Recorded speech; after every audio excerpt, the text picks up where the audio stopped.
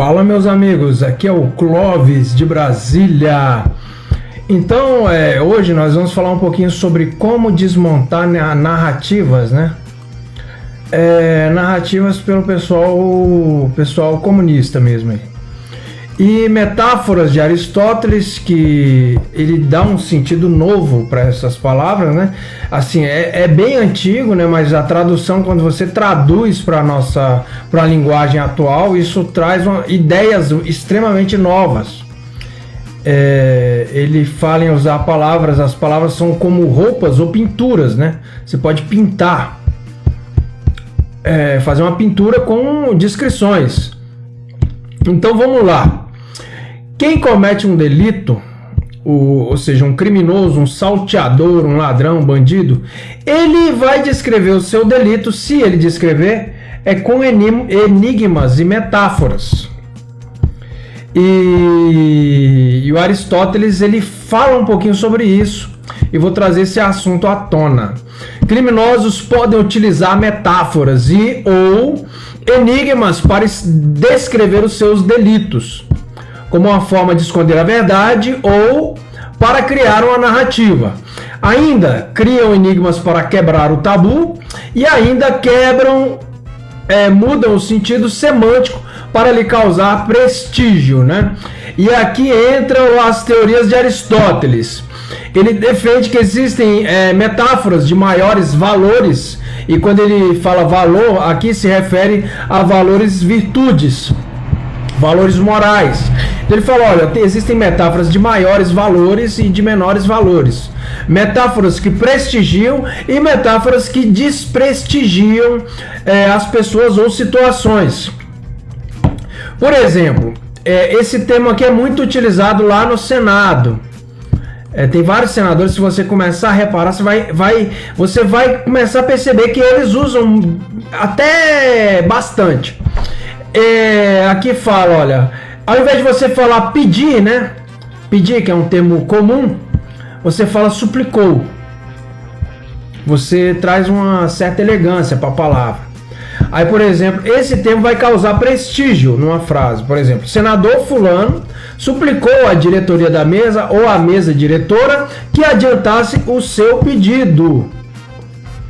E aqui, essa palavra suplicou é uma palavra que traz prestígio tanto ao senador, quanto ao discurso que ele faz, quanto à mesa diretora. Ele fala, olha, eu supliquei.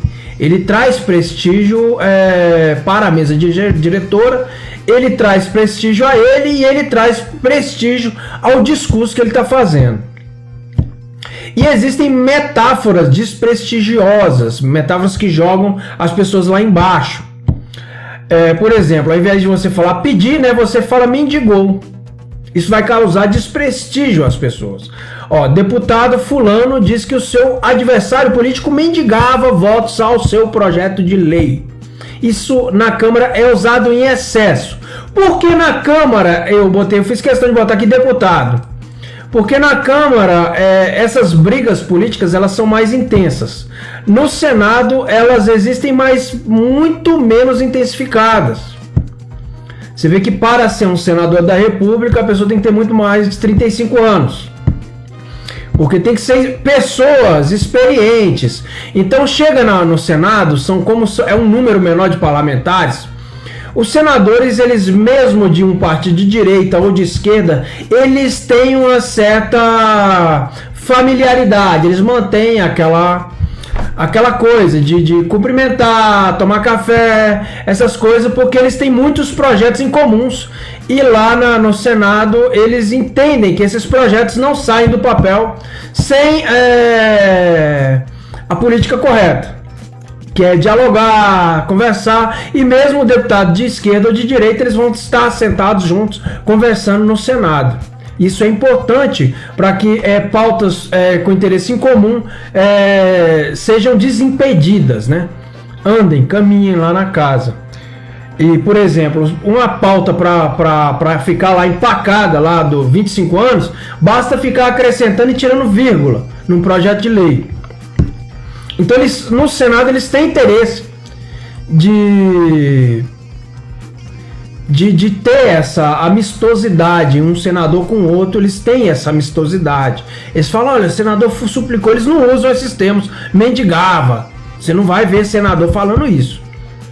Senador, um tempo, quando você ouve o discurso do senador, parece o tempo inteiro que um está bajulando o outro, ou que um está elogiando, ou tentando, mas de alguma maneira eles não se atacam assim diretamente. Muito dificilmente os senadores têm menos isso. Na Câmara é muito intenso. Isso aqui é muito intenso, deputado atacar o outro. Então existe isso. Vamos agora para como os comunistas usam as metáforas. Comunistas ou criminosos, né? Tem muitos comunistas que são criminosos, tem muitos criminosos que são comunistas. Então vamos lá. Os criminosos usam metáforas de maior valor para lhe criar enigmas que lhes causem prestígio, sempre.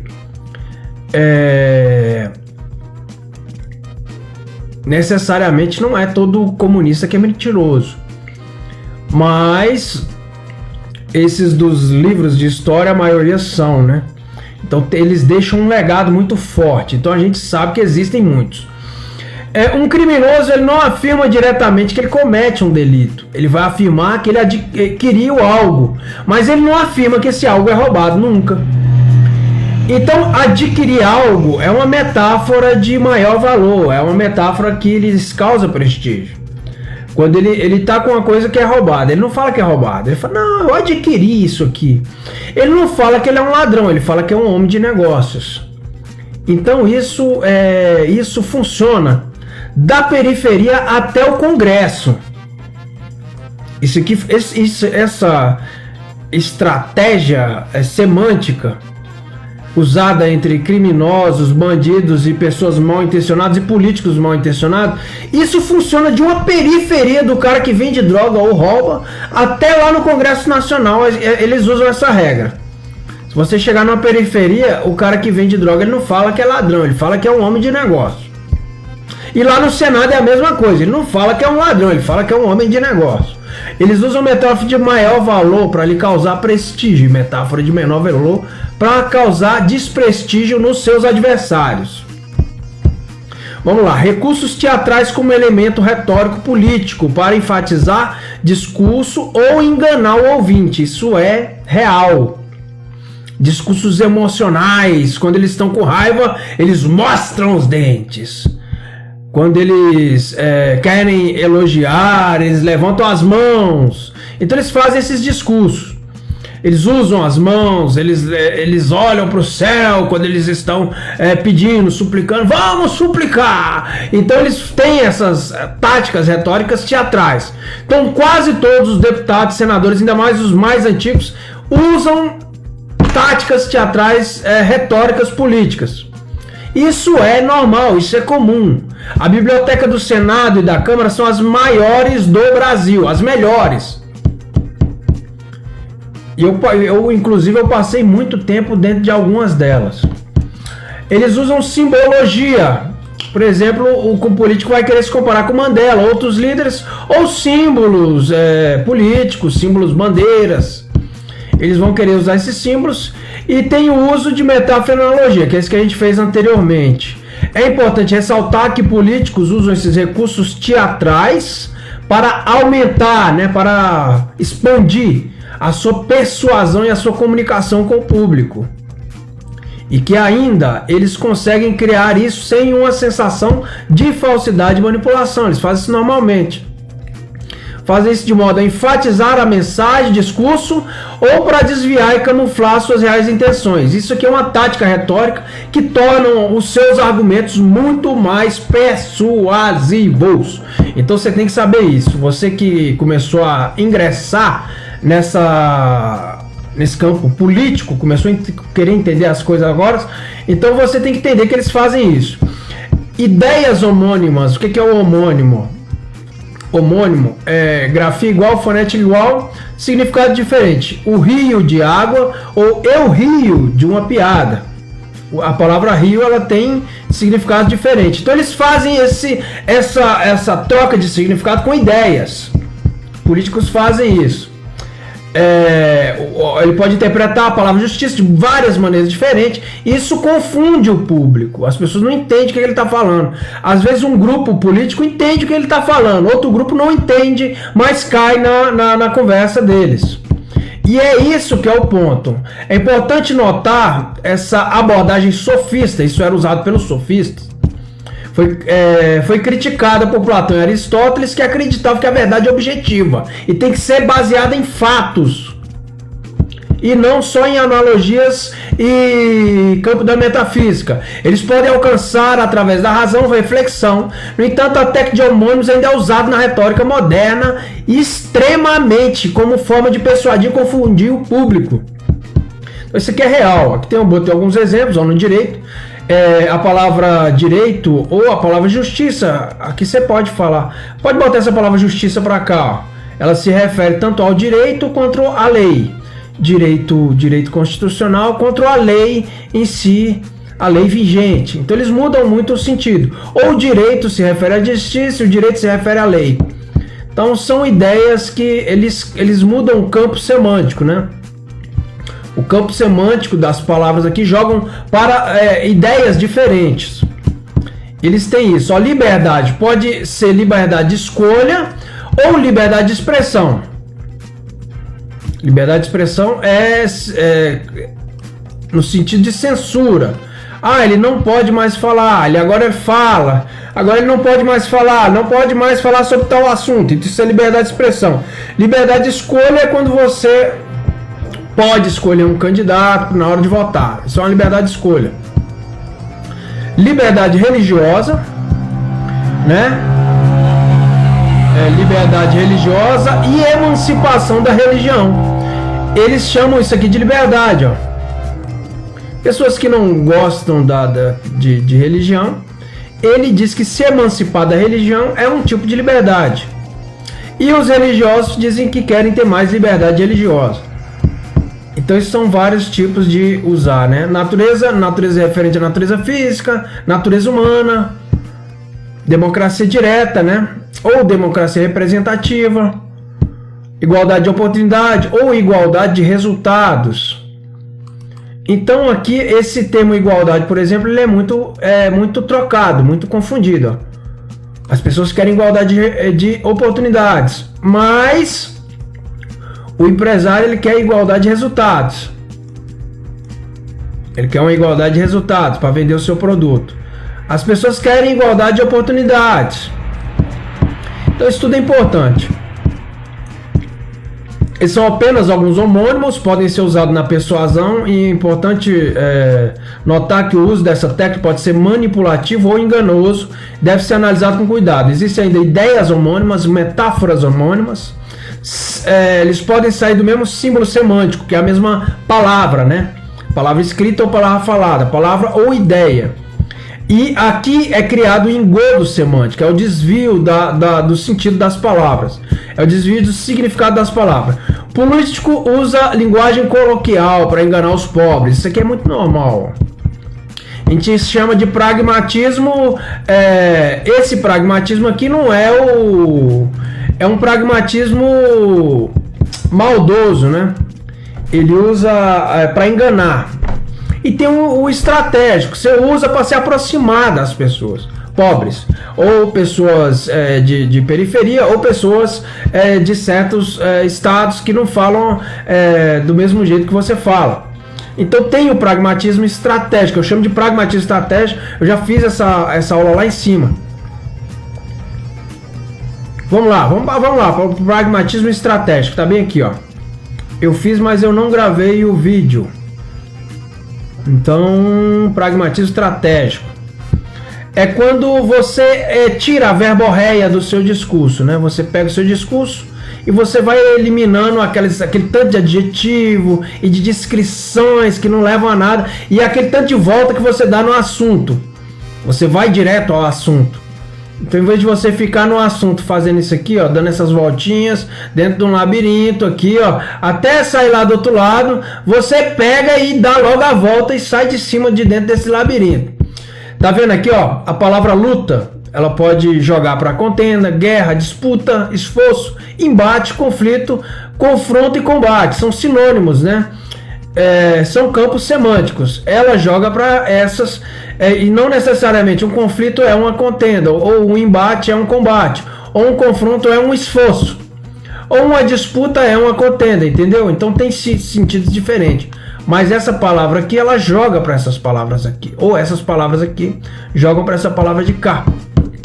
E o pragmatismo estratégico, ele é usado para você ajudar as pessoas a decifrar as ideias e as palavras, síntese, organização, linguagem do povo, para as pessoas entenderem o seu conteúdo, né?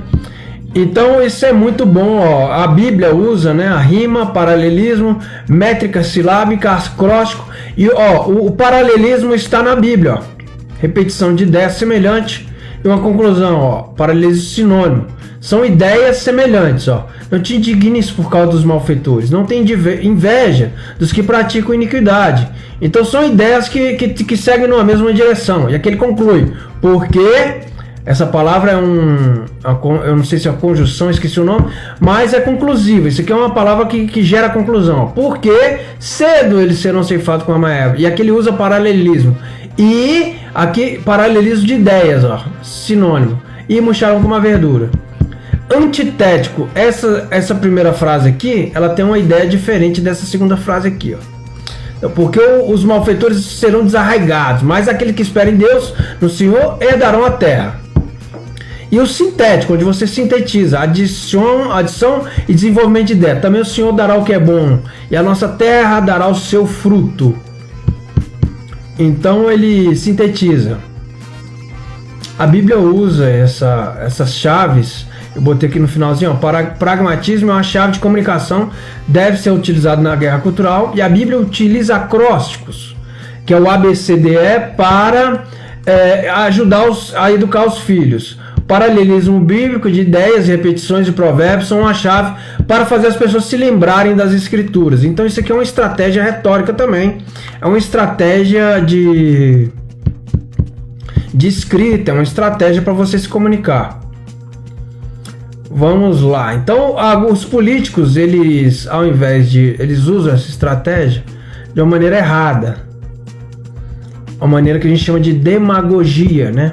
Eles usam essa demagogia, que é enganar as pessoas para conseguir apoio político.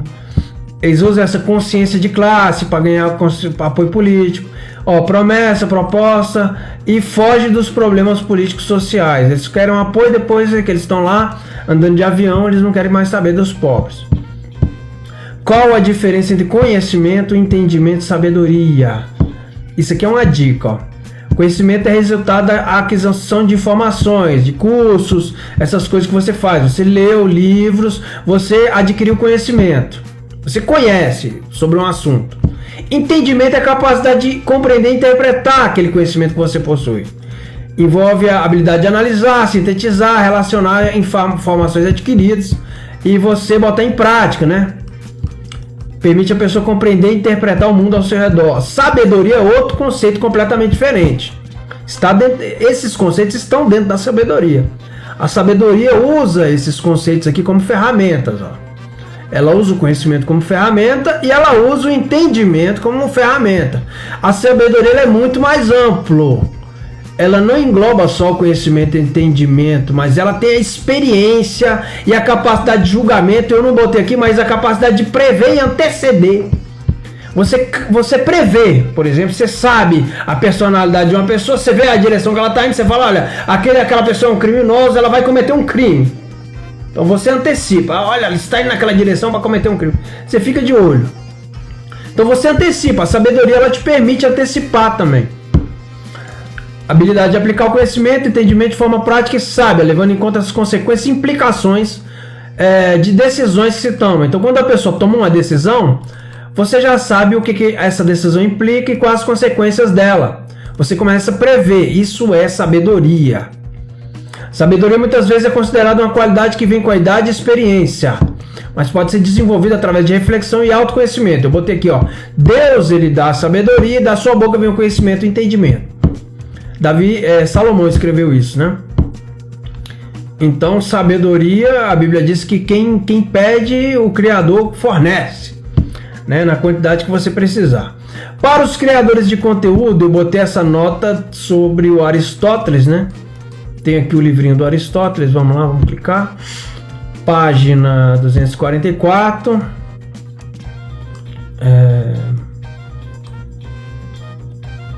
244. Aqui aqui ele fala sobre clareza. Então essas coisas que eu falei, algumas vão estar aqui. A parte de metáfora, algumas coisas aqui. Mas isso aqui é muito mais amplo. Ele tem muito mais assuntos aqui. Então você vai achar esse assunto aqui. Você pode clicar nesse link e simplesmente ir lá e conferir. Aqui, ó, eu fiz alguns estudos bem mais simplificados, né? Ó, o texto enunciativo, ele ajuda na compreensão de quem aprende e escuta o seu conteúdo. Então, hoje em dia você vai ver um conteúdo, até canais grandes, jornalistas famosos, pessoas querem ensinar as pessoas o que é o comunismo, linguagem política, essas coisas, e as pessoas usam uma verborréia gigantesca e desviam o assunto. Então isso aqui é um treinamento, um enunciativo. Você vai descrever uma mulher que ela vai ao mercado e ela, com a lista de compra, ela faz as compras. Ela foi ao mercado, chegando lá, pegou a sua lista de compra e colocou no carrinho 2 pacotes de arroz, 2 pacotes de feijão, 2 litros de óleo, etc. Terminando, foi ao caixa, pagou e recebeu R$10 de troco. Voltou feliz para a sua casa. Então isso aqui é um treinamento para você tirar a verborréia dos seus discursos. Depois, se você começa, aí eu botei aqui, ó, depois de dominar o texto enunciativo, você começa a treinar análise e descrições. Ela foi ao mercado, ela escolheu um vestido lilás, ela se olhou no espelho, se sentiu mais inteligente, isso lhe dava uma aparência de universitária. Ela pegou o seu vestido, o dia estava azulado, um clima agradável. Chegando lá, pegou sua lista de compras e foi nas prateleiras escolher o que ela queria. Ela pegou um pacote de arroz, esse arroz estava muito quebrado, ela não gostou, devolveu. Então você vai descrevendo. Ela gostava de feijão preto, infelizmente não tinha. Ela escolheu 2 pacotes de feijão, 2 litros de óleo, etc, uma carne, e voltou. Terminando, ela foi para o caixa. Ela sorriu, falou um pouquinho sobre a sua faculdade ou qualquer coisa, sobre o dia, sobre a vida, pagou, ela recebeu, voltou para casa, voltou feliz e foi projetando, foi planejando o jantar que ela ia fazer, ou a janta para os seus filhos, e dessa maneira ela retornou feliz para o seu lar. Então aqui já é o mesmo texto com adjetivos, com descrições, e é isso que você tem que fazer depois. Então primeiro você faz um texto enunciativo e depois você treina, encher o seu texto de descrições que vão deixar o seu texto mais bonito. Aqui eu falei, ó, epitetos, né? Epitetos são descrições. Adjetivo, descrições, pode ser usado como roupas, né? Aqui eu não botei, mas ou pinturas. Tem pessoas que pintam, né? Então, tem pessoas que gostam de pintar uma imagem dos outros, o que não é uma coisa bonita, é uma coisa feia. Ficar adjetivando as pessoas com adjetivos ruins. Então isso é uma coisa feia. Palavras têm o seu valor social e cultural e tornam mais valorizadas e desvalorizadas. Ideias, ó, inteligente, bem-sucedido, preguiçoso, fracassado. Ela pegou esse vestidinho que deixava ela com a cara de piriguete. E aí você já muda a história todinha. Ah, as pessoas ficaram assobiando, o marido dela não gostou. Então tem isso tudo. Entendeu? Então ela escolheu, podia falar, não, ela escolheu um vestido com lacinho, que a deixava mais bonita, ela amarrou o cabelo, ela deixou o cabelo solto. Então isso são descrições. É importante lembrar que o valor de uma pessoa não se deve ser baseado em adjetivos ou descrições. Adjetivar as pessoas é uma coisa e adjetivar as pessoas é outra. Cada indivíduo é um único, né? Complexo, é importante valorizar a diversidade, diferentes formas de agir, mas você pode ampliar o seu horizonte relativo a campo semântico, entender como as pessoas utilizam metáforas, ideias e palavras. Por exemplo, adjetivar as pessoas com adjetivos ruins é feio. Mas criminosos, eles se adjetivam com adjetivos bons, que lhes trazem prestígio. E eles usam esse campo semântico. Aqui eu fiz uma nota, né, sobre valores, revoluções comunistas da Rússia, China e Camboja. Nas revoluções, né, as pessoas perderam tanto o seu valor que chegaram ao ponto de chamar carcaças humanas de carniça de iguaria. Ainda arrancavam fígados um dos outros, né, para se alimentar. Isso foi mencionado quase que umas 13 vezes. Foi mencionado umas 5 vezes no livro sobre negro sobre comunismo. E aqui eu fiz outra nota sobre valores. O criador descreve o filho pródigo. Essa pessoa já teria passado para a condição de porco, comendo, fazendo coisa de porco. Entretanto, ele deixa a condição de porco quando retoma o seu entendimento e aqui, cai em si. Então isso aqui é uma chave, cai em si. E ali ele entende que ele tem que percorrer um caminho para voltar para a dignidade e retomar os seus valores. Aí eu deixei aqui, essa mãe que jogou o filho no chão para namorar. Para a gente entender que a gente tem que retomar a guerra cultural e tem que começar a acordar e despertar as pessoas para essa guerra cultural que está aí. Eu estava lendo aqui também, eu aumentei aqui, fiz umas anotações nesse estudo sobre as máfias, né? Os partidos comunistas, eles são ligados com cartéis. O Partido Comunista Colombiano é um cartel, o mexicano é outro cartel. As máfias são ligadas com os sindicatos. Inclusive, eu estava vendo uma entrevista do, acho que é Marcos Salles, deputado federal Marcos Salles, que é um dos líderes da direita. E ele repete isso que eu vi hoje, né? Eu já tinha escrito isso semana passada. Mas ele fala isso hoje. Todas as máfias do mundo são ligadas ao sindicato. Então, os sindicatos quase todos têm um modo de agir muito mafioso também. Quase todo sindicato tem um modo de agir muito mafioso. Eu dei uma melhoradinha nesse texto aqui, Tráfico humano, né? Tráfico humano envolve recrutamento, transporte, transferência e abrigo. E graças a Deus tem muita gente escutando e pegando meus textos. E depois que eu fiz esses textos, tivemos aqui várias e várias denúncias, né? Que eu tinha falado, em Terra Yanomami sempre tem tráfico de pessoas. Eu tinha feito essa denúncia. No Brasil, tráfico humano ocorre muito na região do garimpo. Então eu mandei para uma equipe de jornalistas, o pessoal pegou a minha fala do outro vídeo e graças a Deus começaram a investigar. Tudo indica que o pessoal tá pegando, né? Pouco a pouco a gente vai esparramando aí informações. Tem muitas pessoas que têm como eu falei lá, do entendimento, conhecimento. A pessoa faz um curso, a pessoa é formada, mas ela não tem experiência de vida. Por exemplo, o Senado Federal e a Câmara dos Deputados, tem muitos deputados que estão ali que fazem lobby. O que é o lobby? O cara se candidata para favorecer as suas empresas. Quando ele quer favorecer as suas empresas, ele está fazendo lobby lá dentro do Senado. Tem muita gente que usa ali aquele mecanismo, né, para enriquecer. Eu botei aqui, a senadora Damares denunciou o tráfico de crianças no Amazonas, foi amplamente perseguida por partidos comunistas do Brasil e pela imprensa esquerdista. Isso aqui está aqui. Aqui eu botei a lei, né, do Código Penal, baixei o Código Penal sempre para mim botar. Agora nos meus textos eu vou botar o Código Penal também, porque sempre que eu botar um texto assim eu vou botar o Código Penal para dar uma reforçada. E tem esse site que faz tráfico humano, né, e pede doações de corpos humanos. Então tem que ficar de olho nessa parte de tráfico humano. Vou ficar batendo sempre nessa parte de tráfico humano. Essa parte de malandragem política, se você quiser ler mais, nós temos aqui o site, o bit.ly/Brasil Cristão, tudo minúsculo e sem acento, né? Tudo junto, tudo minúsculo sem acento.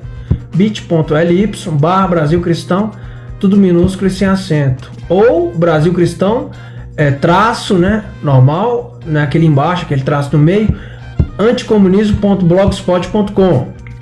Aqui tem várias coisas.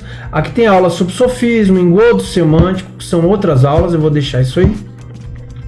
Tá bom, pessoal? Então são as aulinhas, tem os livros do Aristóteles aqui.